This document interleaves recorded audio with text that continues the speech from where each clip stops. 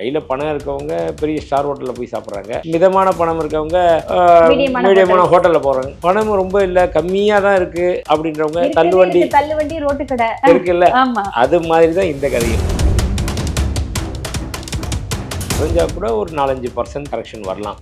ஆனால் அதுக்குள்ளேயே அடுத்த ஏதாவது ஒரு பிரச்சனைகள் வந்துச்சுன்னா உடனே விலை ஏற ஆரம்பிச்சிடும். அதனால் இது சரியான ஒரு தருணம்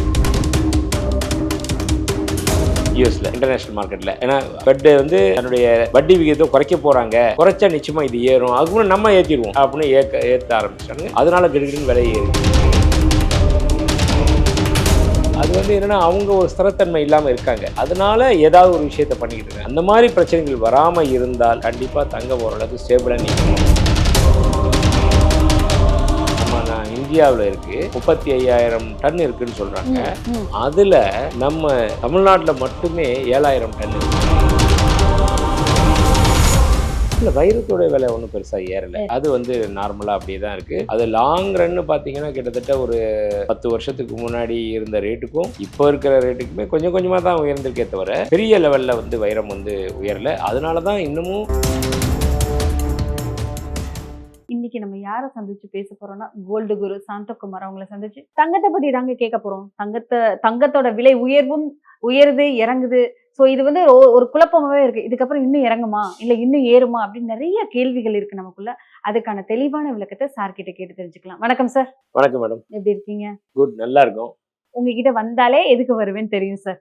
தங்கத்தோட விலை தான் திடீர்னு பார்த்தா முதல் நாள் 16,800 900 அப்படின்னு போச்சு. திடீர்னு பார்த்தா 15 அப்படின்னு ஆச்சு. இன்னைக்கு பார்த்தா 14,900ல நிக்குது. ஸோ குறைஞ்சிட்டே வருது. இதுக்கு மேலேயும் குறையுமா? ஏன்னா யாருக்கு தான் ஆசை இருக்காது. குறையுமா குறையாதான் மக்களுக்கு அப்படியே ஒரு ஆர்வமா இருக்காங்க. குறையுமா என்னன்னு சொல்லுங்க சார். இல்லை, எப்பயுமே இது எதிர்பார்க்கிற ஒன்று தான். கொஞ்சம் குறைஞ்சா இன்னும் கொஞ்சம் குறையாதா அப்படின்னு மக்களுடைய மனசுல வரும். ஆனால் எனக்கு தெரிஞ்சு இது ஒரு நல்ல வாய்ப்பு. ஃபர்ஸ்ட் ஆஃப் ஆல் ஒரு விஷயத்த சொல்லிக்கிறேன். ஏன்னா ஏறிக்கிட்டே இருந்த தங்கம் ஒரு இடத்துல கொஞ்சம் நின்னது மட்டும் இல்லாமல் தடாலடியா ஒரு சவரன் ஒன்றுக்கு 16,000 ரூபா அந்த அளவுக்கு குறைஞ்சிருக்கு. நீங்க ஏன் குறைஞ்சதுன்னு கேட்பீங்கன்னு நினைச்சேன். அதை நீங்க கேட்கல. அடுத்த கேள்வி அதுதான் சார். குறையுமா? ஏன்னா எல்லாரும் இதை போய் கேளுங்கன்னு சொல்லி அனுப்பிச்சு விட்டுருக்குறாங்க. அதனால இன்னும் குறையுமா அப்படின்றது டவுட் தான். டவுட்டுன்றதை காட்டியும் குறைஞ்சா கூட ஒரு 4-5% கரெக்ஷன் வரலாம். ஆனால் அதுக்குள்ளேயே அடுத்த ஏதாவது ஒரு பிரச்சனைகள் வந்துச்சுன்னா உடனே விலை ஏற ஆரம்பிச்சிடும். அதனால இது சரியான ஒரு தருணம் வாங்குறதுக்கு. கல்யாணம் வச்சிருக்கவங்களுக்குலாம் இது சரியான தருணம். நகையை வாங்கிக்க வேண்டும். கண்டிப்பா. ஏன்னா ரொம்ப நீண்ட நாளா காத்துட்டு இருப்பாங்க. வாங்கலாமா இல்ல எடுக்கலாமா, நாளைக்கு போகலாம் நாளானைக்கு போகலாம் அப்படின்னு சொல்லி. அப்படி இருக்கிறவங்களுக்குலாம் கண்டிப்பா இது அருமையான ஒரு ஆப்பர்ச்சுனிட்டி. எஸ், கரெக்டான வார்த்தை. இப்ப சொல்லுங்க சார், திடீர்னு குறையறதுக்கு என்ன காரணம்? அதாவது என்னன்னா, தங்கம் அப்படியே ஒவ்வொரு காரணத்தினாலும் ஏறிக்கிட்டே வந்துச்சு. கடைசியில 29ஆம் தேதி பாத்தீங்கன்னா நல்ல எதான் இருக்கிறதுலே பீக் 16,800 ரூபா ஒரு கிராம். பயமா இருக்கு சார். அவ்வளோ ஒரு கிராம் எனக்கு விவரம் தெரியும் போதே 2,000 ரூபாய்க்கு வாங்க கூட்டிட்டு போயிருக்காங்க அம்மா. 16,500 ரூபாயா? போங்கப்பா தங்கம் வாங்குறதுக்கு ஒரு கார் வாங்கிட்டு போயிடலாம் அப்படிங்கிற ஒரு மைண்ட் செட் எல்லாருக்குமே வந்துருச்சு. ஸோ இவ்வளவு தூரம் உயர்ந்திருக்கு. சடனா குறைஞ்சோன்னு அது ஒரு சந்தோஷம், பயங்கரமான சந்தோஷமா இருக்கு. குறையறதுக்கு என்ன காரணம்? ஆக்சுவலா ஏன் முதல்ல அதுக்கு முன்னாடி ஏன் ஏறிச்சு அந்த லெவல்? அந்த லாஸ்ட் நாள்ல அதே மாதிரி ஒரே 3 நாள்ல 10,000 ரூபாய் ஏறிச்சு. அது ஏன்றதை சொல்லிடுறேன். ஆக்சுவலா பார்த்தோம்னா நம்ம ஏற்கனவே நிறைய நியூஸ்ல சொல்லுவோம். என்ன விலை ஏன் ஏறுனுச்சு அப்படின்னு சொல்லி கேட்டோம்னா அமெரிக்க பொருளாதாரத்தை சொல்லுவோம். அது மாதிரி ஒவ்வொரு விஷயம் சொல்கிறப்போ அமெரிக்காவோட ஃபெடரல் ரிசர்வ் வங்கி தன்னுடைய வைப்பு நிதிக்கான வட்டி விகிதத்தை குறைச்சிட்டாங்க. அப்படி குறைக்கிறப்போ அதனுடைய இது குறையும். தங்கத்தினுடைய இன்வெஸ்டர்ஸ்லாம் தங்கத்தில் இன்வெஸ்ட் பண்ணுவாங்க, விலை ஏறும் அப்படின்னு. அதே மாதிரி அந்த ஃபெப்போட மீட் 29ஆம் தேதி நடக்குது. சரி. அப்போ இருக்கப்போ திருப்பி இந்த வாட்டி குறைப்பாங்க அப்படின்னு நினைச்சாங்க. அப்படி கோல்டோட அந்த எஃப்டி ரேட் குறைச்சிருந்தாங்கன்னா ரேட் ஆஃப் இன்ட்ரெஸ்ட் தங்கத்தோட விலை ஏறும். அதை முன்னிட்டு இந்த ஃபிசிக்கலாக நடக்கிறதுக்கு முன்னாடியே இவங்க என்ன பண்ணிட்டானுங்க, மார்க்கெட்டில் தங்கத்து விலையை ஏற்றிட்டாங்க. யூஎஸில் இன்டர்நேஷ்னல் மார்க்கெட்டில். ஏன்னா ஃபெட் வந்து தன்னுடைய வட்டி விகிதத்தை குறைக்க போகிறாங்க, குறைச்சா நிச்சயமாக இது ஏறும், அதுக்கு நம்ம ஏற்றிடுவோம் அப்படின்னு ஏற்ற ஆரம்பிச்சிட்டானுங்க. அதனால கிடுகிடுன்னு விலை ஏறிச்சு. அதே டைமில் எம்சிஎக்ஸ், அதாவது மல்டி கமாடிட்டி எக்ஸ்சேஞ்சுன்னு சொல்லுவோம், ஆன்லைன் வணிகம், அதுலேயும் வந்து என்ன ஆச்சு, கிடுகிடுன்னு விலையை ஏற்றிட்டாங்க. விலையை ஏற்றினோடனே அந்த ஹையஸ்ட் ரேட்டுக்கு போய் நின்றுச்சு. ஒரு சவரன் வந்து 1,34,000 அந்த மாதிரி. பார்த்தீங்கன்னா இந்த ஃபெடரல் ரிசர்வ் வந்து அவருடைய சேர்மன் ஜெரோம் பவுல், அவருடைய ரிட்டையர்மெண்ட் பீரியடு, அவர் என்ன பண்ணிட்டாரு, எதுவுமே பண்ணல, செவனேன்னு அப்பா இது ஒன்றும் நான் குறைக்கல, அப்படியே இருக்கட்டும் அப்படின்ட்டு போயிட்டார். அப்போ இது குறைப்பார், அப்போ கோல்டை ஏற்றலாம்னு நினச்சிட்டு பண்ணவங்க அப்படியே பல்ட்டி அடிச்சிடுச்சு. அதனால சட்ட ரேட்டு குறைய ஆரம்பிச்சிது, கோல்டு ரேட் குறைஞ்சிது. அதே மாதிரி இந்த ப்ராஃபிட் புக்கிங் பீரியட்னு சொல்லணும் எம்சிஎக்ஸில், அந்த பிக் இன்வெஸ்டர்ஸ் எல்லாம் என்ன பண்ணாங்க, வாங்கி வச்சுருந்தவங்க எல்லாமே சரி நம்மளுடைய ப்ராஃபிட்டை புக் பண்ணிவிடுவோம். நம்ம 200 வாங்கினோம், இன்றைக்கி 400 வந்துருச்சு வெள்ளி. தங்கம் வந்து கிட்டத்தட்ட 10,000 வாங்கினோம், இன்றைக்கி 17,000 வந்துச்சு. அப்போ சரி கொஞ்சம் விற்கலாம் அப்படின்னு விற்றாங்க. விற்றவுடனே மார்க்கெட்டில் என்ன ஆயிடுச்சு, விற்க பயம் வந்துடுச்சு. ஐயோ எல்லாருமே நிறைய விற்க வருது, இது ரேட்டு குறையும் போல இருக்குது அப்படின்னு கிடுக்கிடுன்னு எல்லா இன்வெஸ்டர்ஸுமே விற்க வந்தாங்க. ஒரு பேனிக் செல்லிங் ஆயிடுச்சு. அது ஆன உடனேயுமே டக்குன்னு விலை குறைஞ்சிது. அந்த ப்ராஃபிட் புக் பண்ணிட்டாங்க அவங்க, விலையும் நல்லா குறைஞ்சிச்சு. நமக்கும் இது ஒரு சாதகமான சூழ்நிலை ஆயிடுச்சு. இன்னைக்கு பார்த்தீங்கன்னா 14,900 ஒரு கிராம் அப்படின்ற அளவுக்கு வந்துருச்சு. 1,19,200 நல்ல ஒரு ரேட், அருமையான ஒரு ரேட். ஏறின வரைக்கும் நான் சொல்ல வரேன், அருமையான ரேட்னா ஒரு வருஷத்தை கம்பேர் பண்ணி சொல்ல மாட்டேன், இப்போ சூழ்நிலைக்கு பொறுத்த வரைக்கும் பரவாயில்ல அப்படின்னா. கிராம் 1க்கு 2,000 பக்கம் குறைஞ்சிருக்கு, ஒரு சவரனுக்கு 16,000 குறைஞ்சிருக்கு அப்படின்றப்போ அப்படிதான் நான் பார்க்குறேன். கண்டிப்பா சார். இப்போ நீங்க சொன்ன மாதிரி ஏறினதுக்கான காரணம் சொல்லிட்டீங்க, இறங்குனதுக்கான காரணமும் சொல்லிட்டீங்க. இது இப்படியே நிக்குமா? ஏன்னா எல்லாரோட விருப்பமும் அப்படிதான். இதுக்கு மேல ஏறாம போனா கடவுளே காப்பாத்துது அப்படிங்கிற மாதிரி. நின்னா நல்லா இருக்கும், நின்னா நல்லா இருக்கும். ஆனா எங்க ஏதாவது ஒரு விஷயங்கள் இன்டர்நேஷனல் மார்க்கெட்ல அன்னன்னைக்கு வந்துடுது. அமெரிக்கா திடீர்னு என்ன பண்ண, வெனிசுலாவை கைப்பற்றுறாரு அதன் அதிபரை ட்ரம்ப் வந்து வெனிசுலாவை கைப்பற்றினார், மதுரோவை அரெஸ்ட் பண்ணார், அடுத்து கிரீன்லாந்து மேலே வந்தது. இந்த மாதிரி ஒவ்வொரு ஈரான் மேலே அடுத்த கண்ணு இப்படி இருக்குது. அது வந்து என்னென்னா அவங்க ஒரு ஸ்திரத்தன்மை இல்லாமல் இருக்காங்க, அதனால ஏதாவது ஒரு விஷயத்த பண்ணிக்கிட்டு இருக்காங்க. அந்த மாதிரி பிரச்சனைகள் வராமல் இருந்தால் கண்டிப்பாக தங்கம் ஓரளவுக்கு ஸ்டேபிளாக நிற்கும். இல்லை அப்படின்னா நிச்சயமாக இந்த அப்ஸ் அண்ட் டவுன்ஸ் இருக்க தான் செய்யும். தங்கம் அப்படிங்கிறது வந்துட்டு லட்சுமி வீட்டில் வந்துட்டு ஒரு ஒரு காசுனாலும் வாங்கி வைக்க, வருஷத்துக்கு ஒரு காசுனாலும் வாங்கி வைக்கணும்னு நினைக்கிற நிறைய மக்கள் இருக்கிறாங்க. ஒரு சிட்டு போட்டு வாங்குறது, ஒரு சில சேவிங்ஸ் பண்ணி வாங்குறது. இப்ப எல்லாருமே இந்த நகை கடைகள்ல போடுற சிட்டுல இப்ப சிட்டு கட்டுறது கூட பயப்படுவாங்களே சார், ஏன்னா 10,000 கட்டணும். ஆமா, ஒரு பவுன் வாங்கணும்னா 10 ரூபா 11 கட்டணும். முதல்ல 2,000 போடுவாங்க, 500 போடுவாங்க. ஒண்ணு தங்கம் வாங்கலைனாலும் வெள்ளியாவது வாங்கி வைப்பாங்க. இப்ப அது 10,000 அளவுக்கு வந்திருக்கே, மக்கள் எப்படி சார் சமாளிப்பாங்க?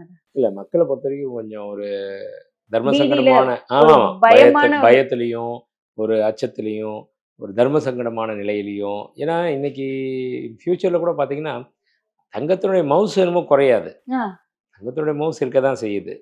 இப்போ ஒரு இதில் ஒன்று படித்தேன், அதில் பார்த்தோன்னா உலகத்திலேயே இருக்கிற நாடுகள்கிட்ட இருக்கிற மொத்த தங்கம், நான் சொல்கிறது ஒட்டுமொத்த தங்கம் நாடுகள்கிட்ட இருக்கு இல்லையா ரிசர்வ் பேங்க்கு, அதை காட்டியும் அதிகமாக நம்மளுடைய மக்கள்கிட்ட இருக்கு, நம்மக்கிட்ட இருக்கு. அதுவும் நம்மக்கிட்ட இருக்குன்னா நம்ம இந்தியாவில் இருக்கு 35,000 டன் இருக்குன்னு சொல்கிறாங்க. அதில் நம்ம தமிழ்நாட்டில் மட்டுமே 7,000 டன் இருக்கு. அப்போது இத்தனை ஸ்டேட் இருக்கு இந்தியாவில், ஆளுக்கு 7,000 போட்டால் எங்கேயோ போயிடுவாங்க. அது இல்லை, இருக்கிறதுலே 25% நம்மள்கிட்ட இருக்குது மொத்தத்தில். அப்போ பாருங்கள், ஏன்னா நம்ம ஆட்கள் அந்த காலத்துல இருந்தே கோல்டு மேலே ஒரு தனி ஒரு பிரியம் வச்சு, அது மேலே அந்த அழகுக்கு அழகு சேர்ப்பது ஆபரணமேன்னு சொல்லுவோம் இல்லையா, அது மாதிரி அதை ரசித்து அதை ஒரு இன்வெஸ்ட்மெண்ட்டாக வாங்கி வச்சுருக்காங்க. அதனால அந்த அளவுக்கு சேர்ந்துருக்கு. Okay sir. இப்போ தங்கம் ஒரு பக்கம் விலை ஏறிக்கிட்டே போகுது.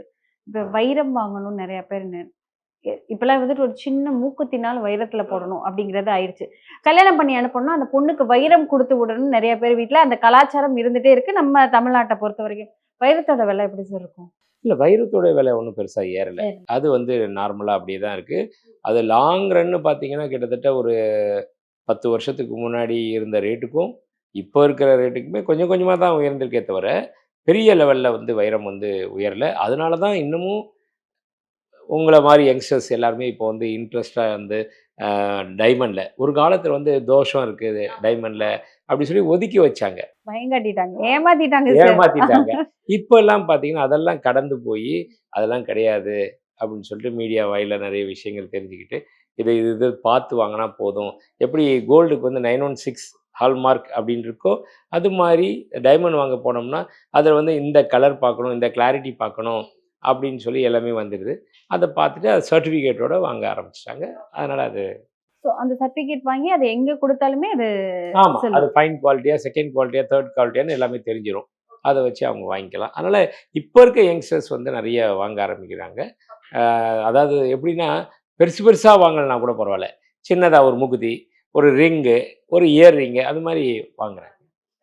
சார் தங்கத்தோட விலை ஒரு பக்கம். இப்ப 22 கேரட் தான் வந்துட்டு நம்ம அதிகமான ஒரு பியூரான தங்கம் அப்படின்னு சொல்லி போய் வாங்குவோம். இப்ப 9 கேரட் இருக்கு, 18 கேரட்ஸ் இருக்கு சார். ஃபியூச்சர்ல அதுதான் வந்து மேல நிக்குமோ? இல்ல ஏன்னா அப்படி இது ஒரு அழகு பொருள் ஆயிருமாங்கிற ஒரு பயம் வந்துருச்சு. இல்ல, இல்ல, ரேட் இல்ல. ஏறுறத பார்த்தா. என்னைக்குமே ஒரு பொருள் ஏற ஏற அதனுடைய மதிப்பும் உயரும். அத நம்ம தெரிஞ்சு வச்சுக்கணும். விலை ஏற ஏற அதனுடைய மதிப்பு மதிப்பு ஏறுறனால தான் விலையும் உயருது. இல்ல அது மாரி 2 விஷயங்கள் இருக்கு. அதனால அது அவ்வளோதானா, ஒரு மாரி நின்றுமா அப்படிலாம் கிடையாது. ஏன்னா, அத விட நெறைய நம்ம ஆட்கள் வச்சிருக்காங்கல்ல. ஒருத்தர் வந்து சராசரியா ஒரு 20 பவுன் வச்சிருக்காங்கன்னா, அவங்க போய் இன்னைக்கு வாங்க போறது 2 பவுன், 3 பவுன் தான்.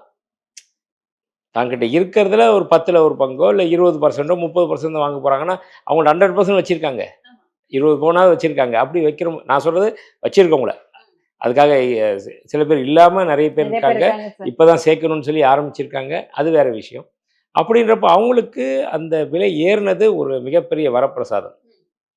வீடு கட்டணும், இல்ல இடம் வாங்கணும் அப்படின்றவங்க டக்குன்னு இடத்த தன் கையில வச்சிருக்க நகைய கொண்டு வந்து வித்துட்டு, உடனே அதுல இன்வெஸ்ட் இடத்த நான் பண்றாங்க. என் கைக்குள்ள வச்சிருக்கேன் அப்படிங்கிற மாரி அந்த நகைய கொண்டு போய் குடுத்து ஆனா உண்ம அதுதான். இந்த சதுரடிக்கு இருக்கிற அமௌண்ட்ட விட இப்ப நகையோட தங்கத்தோட அமௌண்ட் அதிகமாயிருச்சு சார். அதிகமாயிட்டு. அதுதான் சொல்ல வரேன். சில விஷயத்துல ஏன் அதிகமாச்சு அப்படின்னு சொல்லி பார்த்தோம்னா, ஒரு இடத்த சாமானியமா நீங்க வாங்குறது ரொம்ப கஷ்டம்.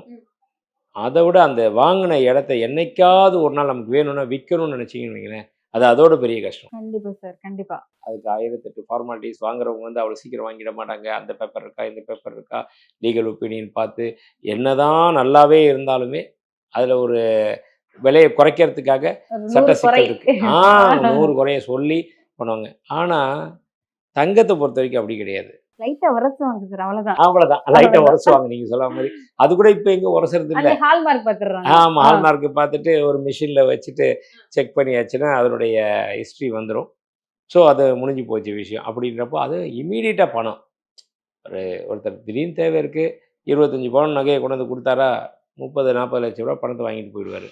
கண்டிப்பா சார். அந்த மாரி ஒரு ஈஸியான வழி இருக்கனால தான் தங்கம் விலை உயர்ந்திருக்கு. பட் நீங்க கேட்கிற கேள்வி கரெக்ட். 9 கேரட், 18 கேரட் அதுவும் முடியாதவங்க, வாங்க முடியாதவங்க என்ன பண்றது? அப்படின்றதுக்காக தான் இப்போ கையில பணம் இருக்கவங்க பெரிய ஸ்டார் ஹோட்டல்ல போய் சாப்பிடுறாங்க. மிதமான பணம் இருக்கவங்க அ மீடியமான மீடியமான ஹோட்டல்ஸ். ஹோட்டல்ல போறாங்க. பணம் ரொம்ப இல்ல, கம்மியா தான் இருக்கு அப்படின்றவங்க இருக்கதே தள்ளுவண்டி இருக்கு. தள்ளுவண்டி, ரோட்டு கடை. இருக்குல்ல, ஆமா. அது மாதிரி தான் இந்த கதையும். நம்ம வந்து நம்மளுடைய சக்திக்கு தகுந்தா மாரி, ஒண்ணு 916 வாங்கலாம். இல்லையா அடுத்து 18 கேரட். இல்லப்பா என்ட்ட நானும் ஆனா கோல்டு போடணும். நானும் ரவுடி தான் அப்படின்ற நானும் கோல்டு போட்டுக்கணும்.